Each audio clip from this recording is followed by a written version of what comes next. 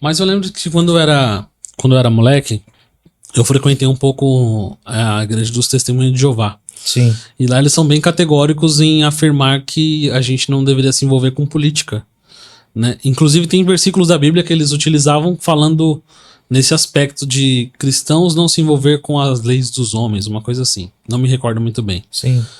né? Então assim, utilizando a Bíblia como parâmetro, ela afirma, recusa que a gente deve se envolver com política? Não, se você pegar desde o início, igual eu te falei, você pega um exemplo Davi.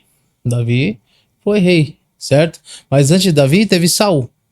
Se você pegar em 1 Samuel, 2 Samuel, se eu não estiver falhando a memória, vai falar que Saul foi escolhido pelo povo. Por que Saul foi escolhido pelo povo? Porque a tribo de Naás, naquela época, que eram os adversários de Israel, afrontou Israel de tal maneira que pediu que Israel arrancasse o olho direito, né, dizendo: vocês são covardes, vocês são frouxos, o Deus de vocês não serve de nada. Então, como vocês agora são frouxos, eu quero que vocês arranquem o olho de vocês direito. Entrega para nós. Saul cirou de tal maneira, o Espírito de Deus se apoderou de Saul, ao ponto de Saul pegar 2 juntas de boi, está assim na Bíblia Sagrada, pega 2 juntas de boi e parte aqueles boi no braço. E aí pega os pedaços do boi e manda pra Naás. Fala: aí, ó, a tribo, vocês querem vir, vem. E aí aqueles adversários de Israel ficaram com medo de ir até o povo de Israel. Falou: eu vou nada. Quem é o doido que partiu esses boi ao pedaço? E ali o povo viu que Saul fez aquele feito, que o povo começou a dizer que Saul era para ser rei deles, né? O capitão, que Saul nunca foi rei, foi capitão. Então, Saul é o nosso rei, né? Saul matou milhares, né? Saul é o melhor. Por quê? Porque o Saul foi escolhido pelo povo.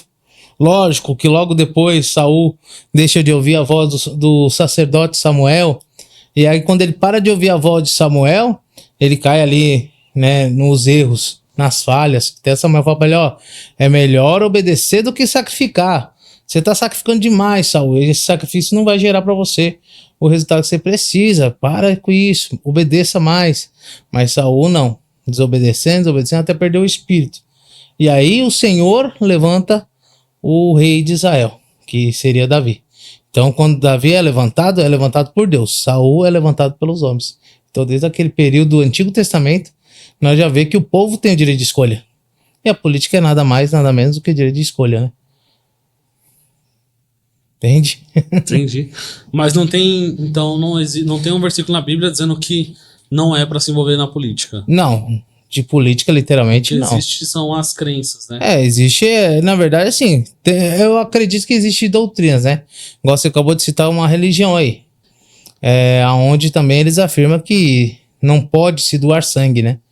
Então, o que acontece? Eles afirmam lá dentro do texto bíblico que eles têm, não tem muita experiência sobre a mesma, mas, tipo assim, mas já vi pessoas falando que não doa sangue, não pode doar sangue de maneira alguma, e eu não vejo problema em você doar uma coisa que o seu corpo produz, né? Não vai te fazer falta. Mesmo eu, antes de ficar doente, eu doei sangue. Eu tenho foi agora, início de janeiro, fiz uma doação de sangue.